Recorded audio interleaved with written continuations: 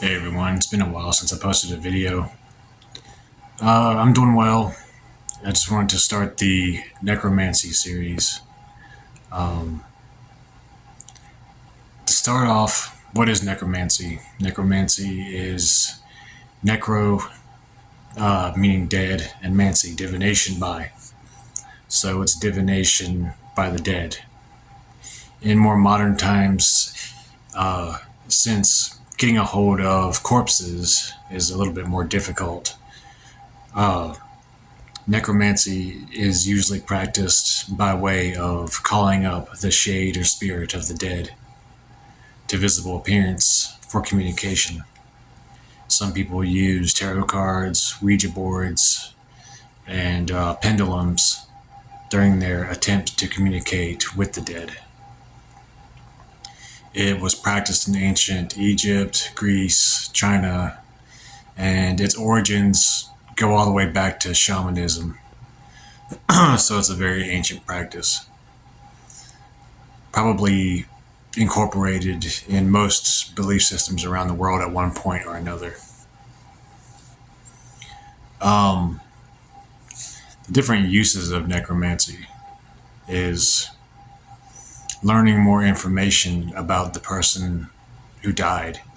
You can learn how they died. Sometimes if they had any hidden treasures that they stowed away before they died. Hidden wisdom that's not known to anybody else. You can learn that. There's a lot of different cool effects that were practiced and attempted in around the 15th century that would be worth looking into if you do some scholarly research. Everything from building illusory castles to banquets that would appear that weren't really there. Love magic, incorporating spirits of the dead. Also, the term necromancy has a big spider on the floor.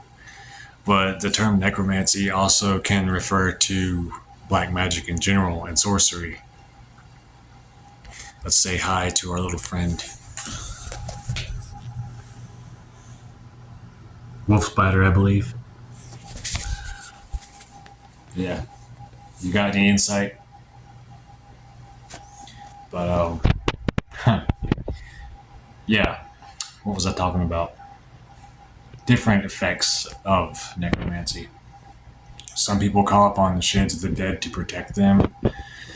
Some people call upon the dead to attack their enemies, to also change people's thoughts. Because a lot of people, they don't know where their thoughts come from. They just think when they do something, they probably have a reason for doing it. But sometimes spirits of the dead can be called upon to change the person's perspective, thoughts towards a person. So if you're a necromancer and you're having trouble, say, with a group of people or something, you can call upon the shades of the dead to influence those people to look more favorably upon you. That was a big thing back in the day in the 15th century, getting spirits to influence the higher ups, kings, high court people to look favorably upon you, because then you can get in a higher position as a mage. So it was a very fascinating time in the 15th century. I'm going to do some more study on it. But one book that I would really recommend if you want some more information on that is this one, Forbidden Rites, 15th century necromancy book. The only problem I had with it was half of it is in Latin, and I'm not exactly well versed in Latin yet. I am learning it, but I'm not adept at it yet for translations and stuff. But that's something I'm going to be working on for sure. Because some Latin comes easier to me than others, like simple phrases and stuff. But it has really interesting rituals, such as, like I said, creating an illusory castle. And there was even one to enchant a horse's bridle so you can be carried to a different location. I haven't tried it yet. I think it's symbolic for astral travel, but if I try it, I will definitely let y'all know. I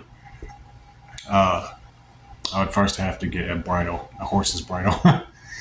um, there's things in there for finding lost objects, for finding love, obtaining wealth, and causing different effects like madness in an enemy, influencing people, like I said earlier. So necromancy has a rich history to it, and I don't know why people don't take it seriously now. Probably because they put it in so many games and stuff. Spider's chilling over near the fireplace now. But yeah, I would like to go into a bit of a experience that I had with that book, because the procedure for conjuring an illusory castle is pretty simple. You have this magic circle that you draw, and you draw it on either a piece of paper or wood or whatever. You take it with you to the location, and you give an offering of milk and honey to the four quarters. And you call out the names of the spirits of illusion, and they come to you, and then they create the castle. So, not last year, but the year before last, on Halloween night, I walked my happy ass to the fields, and with a few implements, that book, and I was like, I'm gonna conjure an illusory castle, see what happens, So it was rather cold, but I got down there, took out my backpack, and got all my stuff ready, and threw the offerings of milk and honey out in the four directions.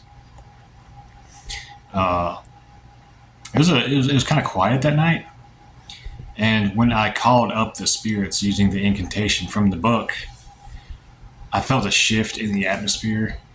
I actually did start hearing somebody coming over the horizon, like, you know how metal on metal sounds, like metal armor of soldiers. I heard that, and the sound of horses galloping. And with my astral senses, I perceived a knight approaching me, and he was speaking to me about things. And we did our thing, and they started conjuring the castle illusion.